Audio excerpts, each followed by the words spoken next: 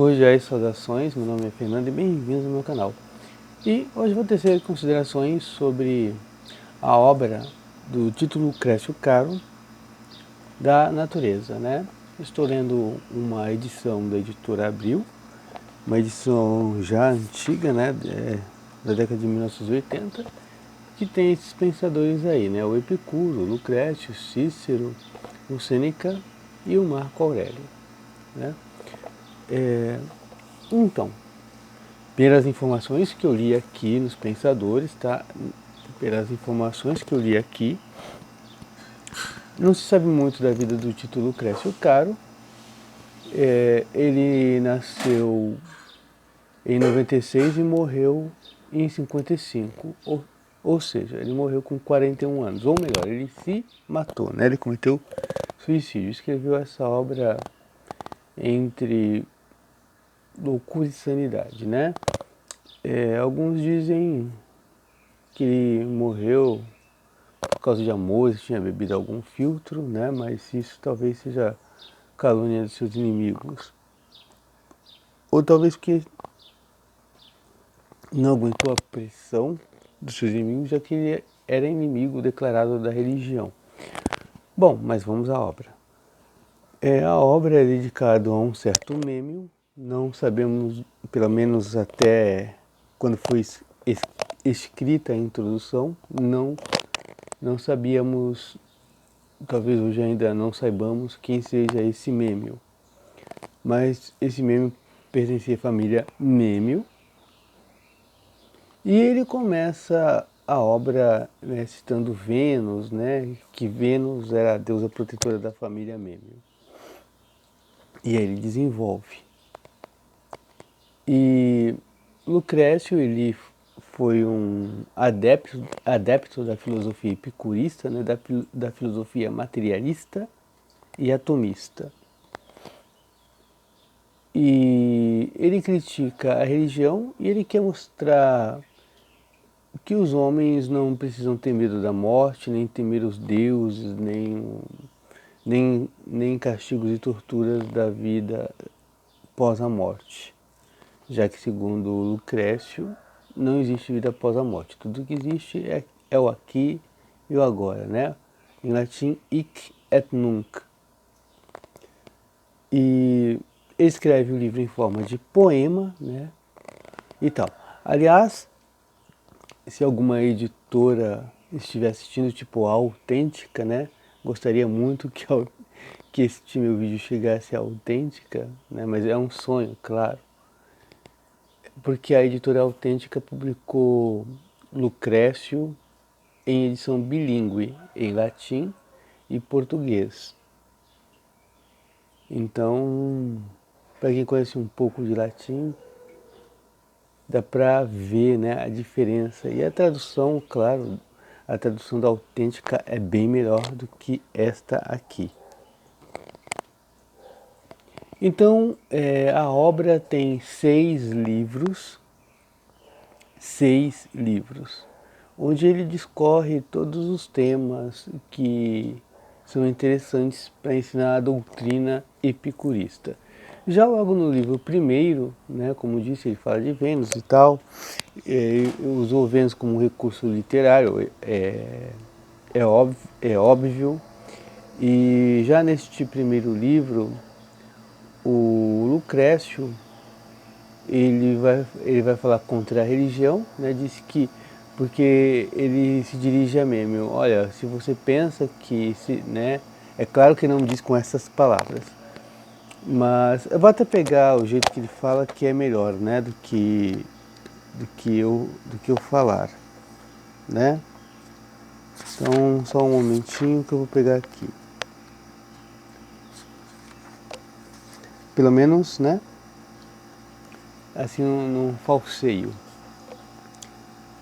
Temo, porém, por acaso que julgues que penetras em elementos ímpios de doutrina. Quer dizer, ele disse para o Mêmio, né? Ou melhor, ele escreveu.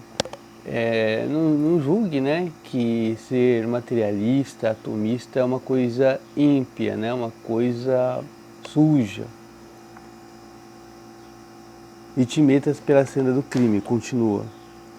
Pelo contrário, na maior parte das vezes foi exatamente a religião que produziu feitos criminosos em ímpios. E aqui ele vai falar da Ifigênia, né? Que o pai sacrificou a Ifigênia, os sacerdotes sacrificaram a virgem, a donzela Ifigênia, para que os gregos tivessem uma boa partida, que a esquadra grega pudesse partir em paz com bom mar, né? E aí ele narra esse crime aqui. E aí ele vai explicando, né, para o Mêmio a importância de estudar a doutrina epicurista e tal. E aí ele vai falar da própria natureza, né, de como a natureza é eterna, né, o cosmo é eterno. Para Lucrécio, o mundo não teve começo, sempre existiu. Por quê? Porque em seu pensamento as coisas não podem surgir do nada. E aí ele faz longa explanação de que as coisas não podem surgir do nada e nem podem voltar ao nada. Então, quando a gente vê a corrupção, a dissolução de todos os corpos, quando a gente vê essa dissolução, sempre sobra alguma coisa. Sempre sobra alguma coisa. E essa coisa não pode ser destruída. Então ele dá exemplo, por exemplo, o som, né, ou o aroma, né, o odor que nós sentimos através do olfato. Para Lucrécio é uma coisa material, nós não vemos, mas nós sentimos. Então isso também é feito de matéria.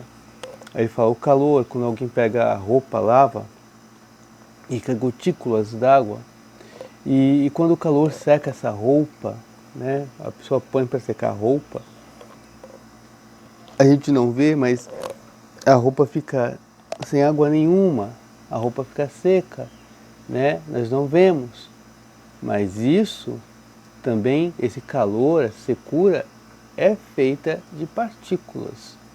Então existe, segundo Lucrécio, algo que não é destruído, é algo que é feito de partículas. E aí ele fala, né, da questão dessas partículas que são indestrutíveis, mas junto com as partículas, essas partículas elas precisam se mover, né? Porque senão tudo estaria sem movimento, parado e estacionário. Então, junto com as partículas existe o vazio, o vácuo. E esse vácuo é o lugar, é o espaço onde as partículas se movem. E é por causa do vazio também que existe a própria questão da dissolução dos corpos, né? Porque as partículas elas se movimentam, elas se agregam e uma hora, né, que os corpos, a matéria, ela,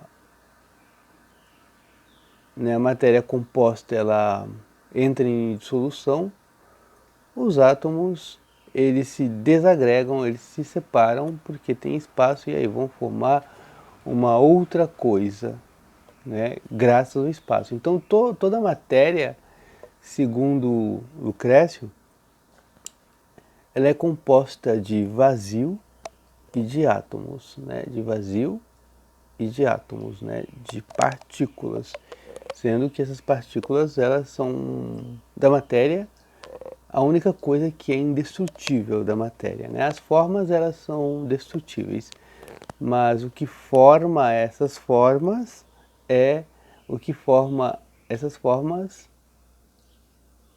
indestrutível, né? O que forma é indestrutível, não pode ser destruído de nenhuma forma, de nenhuma maneira, de nenhum jeito.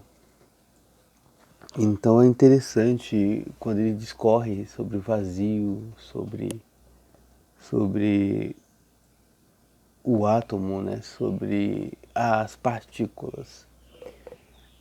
Também aqui já o Lucrécio, ele escreveu esse livro no século I a.C.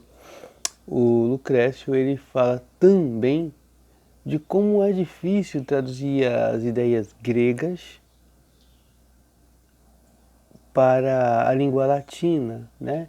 Ele fala como a língua grega é uma língua rica em conteúdos, em significados, suas concepções são ricas e ele encontra dificuldade em traduzir para o mesmo pensamento correto da doutrina epicurista. Então, não é de hoje, né, que os tradutores viram dificuldades em transpor significado de uma língua para outra, né? Então entra aqui também no pensamento de Lucrécio, né? O tradutor é um traidor, né? Tradutor e traditor. E achei interessante. Então ele discorre no primeiro livro, né, sobre a questão da natureza, né, do vazio, do espaço, das partículas, que o vazio é necessário para as partículas se movimentarem. Sem esse movimento, ele diz assim, se tudo fosse vazio, não existiria matéria, né? E se tudo fosse matéria, não existiria espaço e, portanto, não haveria movimento. Então é preciso haver movimento das partículas e elas se movem no vácuo, no vazio.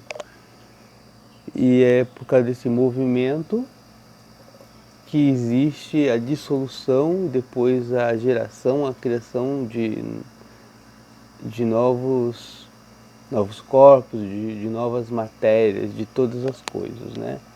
Já que todas as coisas que estão ocupando espaço têm matéria e essas coisas têm átomos que circulam, que desagregam, então e todas as coisas têm partículas e têm espaço que é por onde os átomos podem circular e tal até essa desagregação. Até para ver a desagregação, a separação, é preciso haver espaço. Então essa é a ideia que ele tentou ensinar para Mêmio no livro primeiro de sua obra da natureza. Então, se você gostou do vídeo, deixa aí seu joinha, porque isso é muito importante para o canal. O YouTube vai entender que você quer mais vídeos deste tipo. Se é a primeira vez que você apareceu em meu canal, seja bem-vindo, seja bem-vinda.